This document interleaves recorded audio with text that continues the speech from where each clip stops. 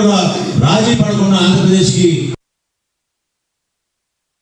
Rahul Gandhi Priyanka గాంధీలు arrest చేయడం హేయమైన చర్య అన్నారు ఎమ్మెల్యే తోడి మేఘారెడ్డి.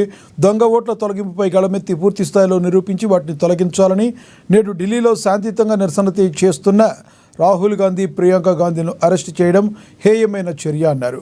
దొంగ ఓట్లతో అధికారంలోకి వచ్చిన బీజేపీ వెంటనే దొంగ ఓట్లను తొలగించాలని రాహుల్ గాంధీ గత 10 రోజుల క్రితం డిమాండ్ చేశారన్నారు.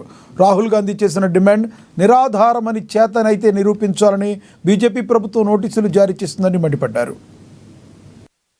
మనం ఢిల్లీకి పంపిస్తే వాళ్ళు ఇక్కడ ఉన్న 8 మంది ఎంపీలు దాని 2 మినిస్టర్లు వాళ్ళు పట్టించుకోవట్లేదు. టీఆర్ఎస్ పార్టీలు మాతో పాటు వచ్చి ధర్నా చేయమంటే వాళ్ళు రావట్లేదు. ఇక్కడ ఉన్న టీఆర్ఎస్ పార్టీ నాయకులు, బీజేపీ నాయకులు మీ ఈ వేదిక గాంధీ భవన్ వేదిక ద్వారా నేను డిమాండ్ చేస్తున్నా, బీసీల మీద మీకు ప్రేమ ఉంటే మాకు సపోర్ట్ చేసేయండి, బీసీలకు సపోర్ట్ చేయండి.